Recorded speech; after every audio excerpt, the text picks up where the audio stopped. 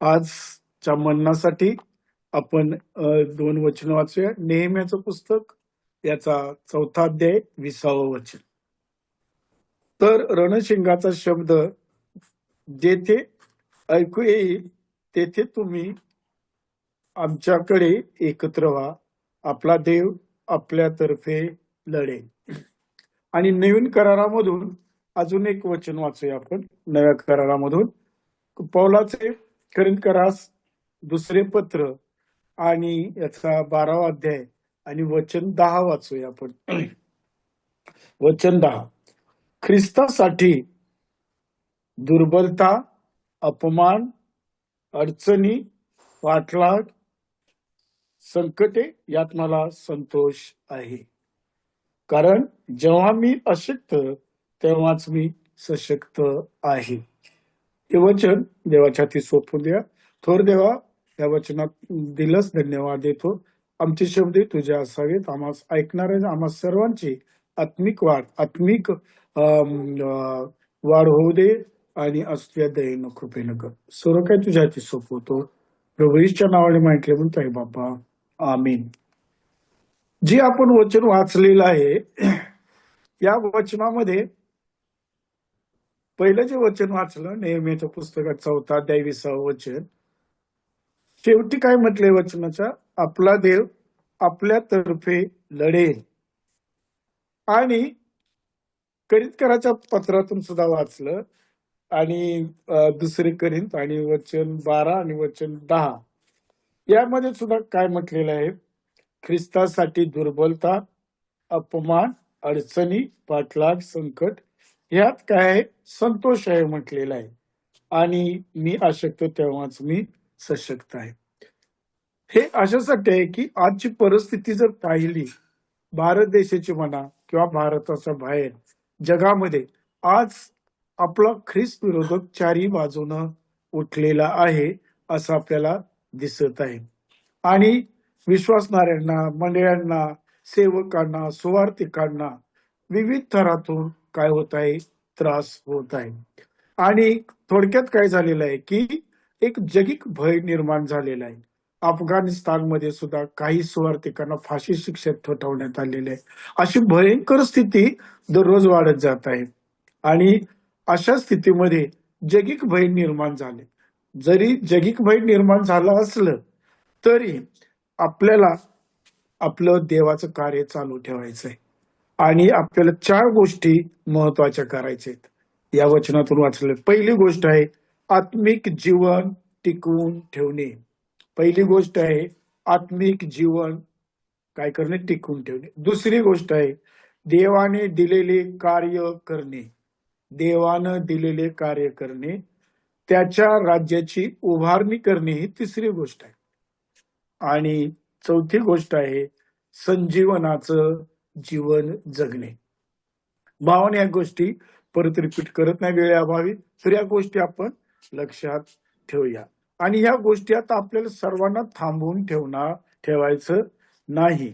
आणि म्हणून या गोष्टी समोर ठेवत असताना जे आपण नेहम्याचं पुस्तक नेहम्याच्या अध्यायातून जे वाचलं वचन, यामध्ये नेहम्या अशी एक व्यक्ती आहे की ह्या व्यक्तीनं आत्मिक बांधणीसाठी प्रयत्न केलेला आहे. आज आपल्याला ही बांधणी करायची आहे आणि या बांधणीमध्ये आपल्याला प्रत्येक भावा बहिणींना ह्या गोष्टीनं काय करायचंय?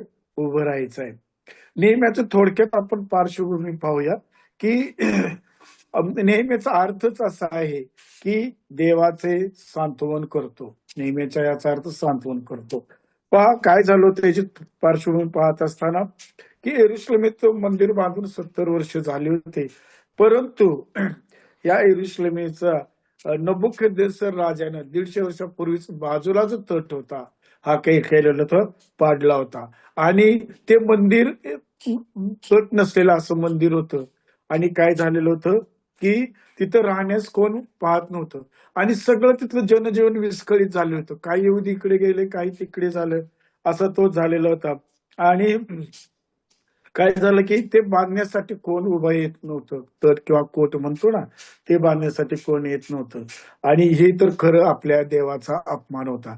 परंतु नेहम्याला काय केलं की या कामासाठी नेहम्या तयार झाला आणि या गोष्टीचं नेहम्याने परिस्थिती बघून त्याला इतकं अतिशय वाईट वाटलं आणि त्यानं असा निर्धार केला की आपण हा कोट बांधायचं हाती घेऊया आणि म्हणून त्याने काही यहुदी लोकांना घेतलं आणि काय केलं की डागडोजी आणि तट बांधण्याचं नियोजन करायला घेतलं. पहा बंधू भगिनो, जेव्हा आपल्यात कार्य घडत नाही तोपर्यंत शत्रू शांत असतो, पण जेव्हा नेहम्यानं हे कार्य हाती घेतलं तेव्हा ही शत्रू परत तयार झाली त्रास देण्यासाठी आणि त्यानं काय केलं की हे अडथळे आणायला सुरुवात केलेली आहे. आणि मग हे अडथळे आणत असताना सुद्धा नेहमी एक असा व्यक्ती होता की तो त्याचं प्रार्थनामय जीवन होतं आणि मग तो काय करत होता की सर्व गोष्टी प्रभूकडे काय केलं त्याने तळमळीनं प्रभूसाठी प्रार्थना केलेली आहे आणि हे सर्व काही नियोजन प्रभूच्या हातामध्ये सोपवून दिलेलं आहे. आणि म्हणून आपण या नेहम्या याचा 4था अध्याय आणि यामध्ये आपल्याला नेहमीच्या पुढं 3 प्रकारच्या समस्या आलेल्या आहेत. पण या 3 समस्या आल्यानंतर सुद्धा नेहम्यानं त्याच्यावर उपाय केलेले आहेत. उपाय करून शेवटी अनेक वचनातून अनेक त्याने नियोजन सुद्धा इतकं चांगलं केलं की शेवटी तो तट बांधून झालेला आहे 52 दिवसामध्ये. तर आपण थोडक्यात ह्या समस्या पाहणार आहोत. पहिली समस्या जी आहे ती अध्याय 4 नेहम्याचं पुस्तक अध्याय 4 आणि वचन 1 ते 3 मध्ये आहे. त्या 1 ते 3 मध्ये ज्या ठळक अडचणी आल्या त्या आपण पाहणार आहोत. कुठल्या अडचणी आल्या तर त्यामध्ये काय झालं की या काम करणाऱ्या लोकांचा त्या लोकांनी उपहास केला, त्यांना कमी लेखलं आणि त्यांना दुर्बल समजलेलं आहे. त्यांना 3ऱ्या वचनामध्ये आपल्याला पाहायला मिळते. त्यांच्याजवळ अमोनी तोबिया होता, तो म्हणाला ते जे बांधकाम करीत आहेत त्यावर एखादा कोल्हा चढला तरी तो त्यांचा कोट पाडून टाकेल. या ठिकाणी काय केलंय त्यांना खच्चीकरण केलेलं आहे, दुर्बल केलेलं आहे. परंतु नेहम्या इथं डगमगलेला नाही आणि काय केलं की नेहम्याने त्याच्यावर ही परिस्थिती जाणून त्याच्यावर काय केलंय उपाय काढलेले आहेत. भावा बहिणींनो, आपण सुद्धा एखाद्या देवाचं कार्य करत असताना आपल्यावर काय करतो की सैतान हल्ला करत असतो, आपल्याला डळमळीत करत असतो. उदाहरणार्थ आपण सेवेचं कार्य एखादा ट्रॅक्स वाटत असतो, प्रार्थना करत असतो, तेव्हा काही लोक आपल्याला विरोध करतात. कशाला ट्रॅक्स वाटतात, काय प्रार्थना करतात, असं करून आपल्याला खच्चीकरण करतात. किंवा मंडळीत एखादं कार्य चालू असेल तर एखादा बंधू म्हणतो कशाला व्याप वाढवतो बसलेला आहे, असं होत असतं. परंतु असा जरी विरोध झाला तरी आपल्याला मी पुन्हा एकदा सांगतो नेहमीप्रमाणे आपल्याला पुनर्बांधणी करायची. लक्षात आलं का? मग नेहमीने काय केलं की सर्वांनी एकत्र केलं, कारण नेहमीचं जीवनच प्रार्थनामय होतं आणि त्यानं सगळ्यांनी एकत्र केलं आणि देवाकडे न्याय मागितला, प्रार्थना केला आणि प्रभूसाठी लढण्यासाठी पुढे यायला सांगितलं. सर्वांना धीर दिलं आणि व्यर्थ बडबड करू नये असं त्यात वेळ घालवला नाही. आणि एक सांगितलं की त्यांना आपण जे काम करायचं आहे 6व्या वचनात आहे 4:6 मध्ये मन लावून आपल्याला काम करायचं आहे. भावा बहिणींनो, हेच उपाय आपल्यालाही करायचे आहेत. अनेक अडथळे येणार आहेत, आलेले आहेत, चारू बाजूने शत्रू उठलेले आहेत आणि अशा वेळेस आपल्याला काय करायचंय, नेहमीने दिलेले उपाय करायचे आहेत आणि या सर्व विरोधावर आपल्याला सामोरं जायचंय. त्यानंतर आपण तुम्हाला माहित आहे की वचन 12 मध्ये सुद्धा रोमकरास पत्र 12 अध्याय 12 वचनामध्ये सुद्धा सांगितलेलं आहे की आशेने हर्षित व्हा, संकटात धीर धरा आणि काय करा की प्रार्थनेत तत्पर राहा. आपण सुद्धा हेच अवलंबून करायचं आहे. आणि त्याच अध्याय रोम 12:19 मध्ये सुद्धा म्हटलेलं आहे, प्रियजनो सूड उगवू नका, देवाच्या क्रोधाला वाट द्या, कारण असा शास्त्रलेख आहे की सूड घेणे माझ्याकडे आहे, मी फेड करीन, असेच तो म्हणतो. तर अशा रीतीनं आपण प्रत्येक परिस्थितीमध्ये प्रार्थनापूर्वक सामोरं जायचं आहे आणि देवाकडे सोपवायचं आहे.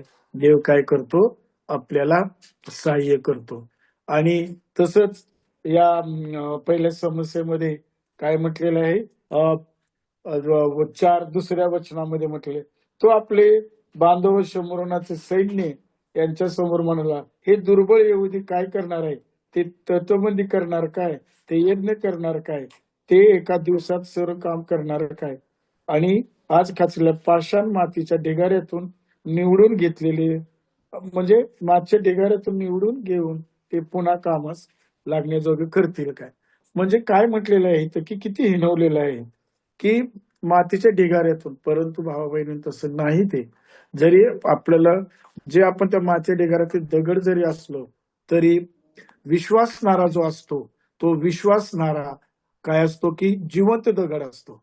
आणि अशा आपण जिवंत दगड आहोत तर आपल्याला हा कोट उभं राहायचा आहे. लक्षात आलं का? आपण दुसऱ्या समस्येकडे जाऊया, ती पाहूया. नेहम्या 4 अध्याय 7 आणि 8 वचनामध्ये आहे. दुसरी समस्या 7 आणि 8. यरूशलेमेचा कोट बांधण्याचे काम झपाट्याने चालले आहे. त्यातील खिंडारे बुजू लागले आहेत असे सन्नबलट तोबिया, अरबी, अमोनी व अशुदी यांनी ऐकले. तेव्हा त्यास मनस्वी क्रोध आला. त्या सर्वांनी असा एकोपा केला की आपण जाऊन यरूशलेमेबरोबर लढू व ते धांदल उडून देऊ. ही दुसरी समस्या आलेली आहे. आता या समस्येमध्ये काय झालं, कोटाचे काम झपाट्याने चाललेलं असताना कट कारस्थानं रचलेत. ह्या 4 व्यक्ती आहेत हे कट कारस्थान करणाऱ्या. भावा बहिणीनं, कट कारस्थान करणारे काय असतात, टोळी असते एक. मंडईतले असेल, मंडईची बाहेर सुद्धा आहेत. आणि हे टोळी असतात ती 4ही बाजून उठलेली आहे. आता या ठिकाणी जी ही टोळी आपण आता वाचली, सन्नबलट आहे, तोबी आहे, अरबी आहे, अमोनी आहे, अस्दोदी आहे, यांनी कट कारस्थान केलेलं आहे. आणि काय केलं, या क्रोध त्यांचा उठलेला या कामगारावर. पण आता पहा, एक आपल्याला गोष्ट सांगणं नितांत गरजेचं आहे. मी जे म्हटलं 4ही बाजूने शत्रू उठलेला आहे, म्हणजेच उत्तरेकडून शमरोन, पूर्वेकडून अम्मोन, दक्षिणेकडून अरब, पश्चिमेकडून अशदोद. म्हणून हे 4ही बाजूने शत्रू उठलेला आहे. पण अशा वेळेस काय करायचं आहे, की चहूबाजूने जरी उठला तरी त्यांचा क्रोध आपल्या उठला तरी आपल्याला जे नेहम्याने उपाय केले ते आपण उपाय या परिस्थितीमध्ये, या समस्येमध्ये नेहम्याने काय केलं, पुन्हा एकदा तो प्रार्थनेसाठी एकत्र आलेला आहे. म्हणजे आपलं जीवन कसं असावं, प्रार्थनेमय असावं. कारण प्रभू येशू ख्रिस्त सुद्धा वधस्तंभावर जाण्यापूर्वी गेतसेमानी बागेमध्ये काय करत होता, की आपल्या सर्वांसाठी, जगासाठी सतत प्रार्थना करता. प्रत्येक समस्या ही आपली प्रार्थनेने सुटणार आहे. शत्रू किती, परंतु काय होणार आहे, आपलं जीवन प्रार्थनामय असणार आहे. आणि म्हणून मंडळीत सुद्धा आपल्या ऍक्टिव्हिटी असते, आठवड्यातून 1 दिवस प्रार्थनेसाठी असतो. त्यासाठी आपण कळकळीनं आलं पाहिजे.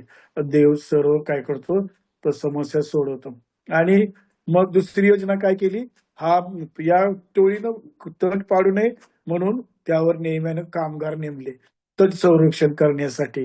दुसरी गोष्ट काय केली, की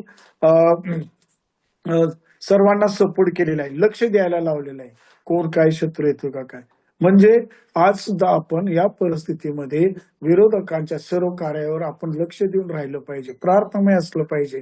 कारण आपण ख्रिस्तामध्ये आपण जागृत राहून या समस्येला सामोरं गेलं पाहिजे. म्हणून प्रार्थना करणं, आत्म्यानं जागृत राहिलं पाहिजे आणि परमेश्वराच्या आत्म्याच्या द्वारे जागृत राहून हे कार्य केलं पाहिजे. ही काय केले, नेहम्यानं दुसरी समस्येवर हा उपाय काढलेला आहे. आपण तिसऱ्या समस्येकडे जाऊया. तिसरी समस्या आहे नेहम्या 4 अध्याय आणि वचन 10-11 वाचूया. वचन 10-11. यहुदी लोक म्हणू लागले की भारवाहक संजीवन आलं आणि काय झालं, की ते युद्धाला तयार झाले. सर्वजण कामावर रुजू झाले आणि नेहम्यानं कुठल्याही परिस्थितीत काम थांबवलं नाही. कसं इतकं नेहम्याचं नियोजन आहे पहा. आणि काय झालं, की नेहम्याने ह्या 3ही समस्यावर उपाय काढले आणि काय झालं, की तो मागे पाठीमाग काय झाला नाही, माग वळला नाही. तर त्या परिस्थितीला सामोर जाऊन हे काम काय केलं, त्यानं पुढे नेलेलं आहे. आणि देवानं पण सहाय्य केलं. आणि हा तट जो आहे त्याला काय झालं, की तो त्यानं बरोबर 52 दिवसामध्ये तो पूर्ण केला आणि काय केलं, की तो समर्पित केलेला आहे. आता काही योजना आहेत पण वेळेवर हे करता येणार नाहीत. परंतु काय झालेलं आहे, की आपलं एक उदाहरण आहे. नेहम्या आणि पवित्र शास्त्रातील प्रमुख उदाहरण म्हणजे आपला प्रभू येशू ख्रिस्त. प्रभू येशू ख्रिस्त या जगात आला. कशासाठी आला? तर पाप्यांसाठी आला. त्याला काय केलं? प्रभू येशू ख्रिस्ताला या जगात आला. एवढं स्वर्गीय वैभव सोडून, स्वर्गीय श्रीमंती सोडून तो आपल्यासाठी या जगामध्ये दरिद्री झाला. विरोधकांना त्याला सामोरं जावं लागलं. त्याच्या विरुद्ध कट कारस्थानं करण्यात आली, त्याची थट्टा करण्यात आली आणि एवढंच नव्हे तर वधस्तंभावर असताना त्याला खाली ये असं म्हटलेलं आहे.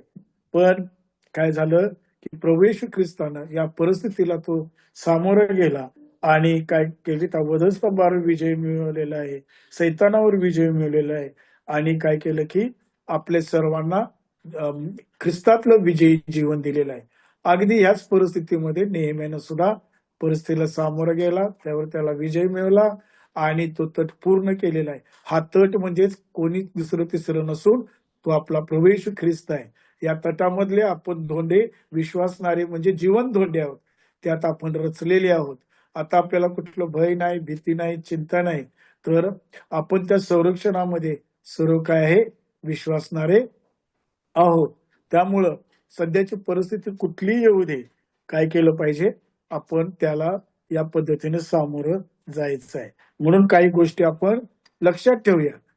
महत्वाच्या गोष्टी आहेत. कुठल्या आहेत? एक आत्मिक बांधणी करायची आहे. आपल्याला हा जो तट बांधायचा आहे तो आत्मिक बांधणी करायची आहे. दुसरी गोष्ट काय आहे? की आपल्याला आत्मिक युद्ध करायचं आहे. तिसरी गोष्ट आहे की आत्म्यात जिंकण्याचं कार्य करायचं आहे. आत्म्या बळजबरी नाही, पण आपल्या चालण्या बोलण्या वगैरेतून सुवार्थ करवी आपल्याला आत्म्य जिंकण्याचं कार्य करायचं आहे. आणि चौथी गोष्ट आहे, आपल्याला काय करायचंय? संजीवनाचं कार्य घडवून आणायचं आहे. आणि म्हणून नेहमीने केलेल्या ज्या योजना आहेत, त्या योजना जे 3 समस्या झाल्यानंतर वचन 13, वचन 16, वचन 17, वचन 23 यामध्ये नेहमीनं अजून योजना केलेल्या आहेत की त्या योजनामुळे हा तट पूर्ण होण्यासाठी संरक्षणाचा तट, आपल्या विश्वासणाऱ्याचा तट पूर्ण होण्यासाठी त्याने योजना केलेली आहे. 13व्या वचनामध्ये सुद्धा काय म्हटलेलं आहे की तलवारी धनुष्य घेऊन उभे केले.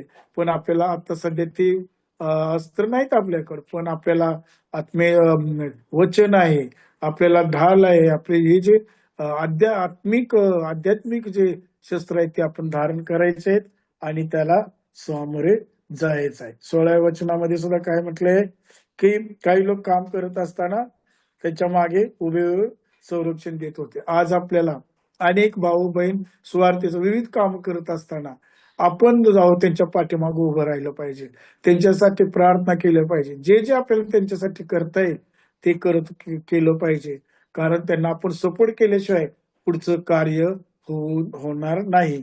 हे 16व्या वचनातून ही योजना कुणाची आहे? नेहमीची आहे.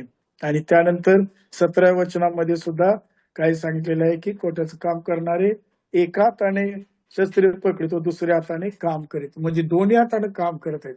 यातून आपल्याला कळतं की आपण देवाच्या कामासाठी सक्रिय उभं राहिलं पाहिजे आणि जे पडेल ते काम केलं पाहिजे, त्याला सामोरं गेलं पाहिजे. तर त्यात काय होतं? देव आपल्याला सहाय्य करत असतो. आणि 23व्या वचनामध्ये सांगितलेलं आहे की लोक दूर दूर कामावर करत होते, पण त्यांना सांगितलं की रणशिंगाचा आवाज झाला की एकत्र व्हायचं.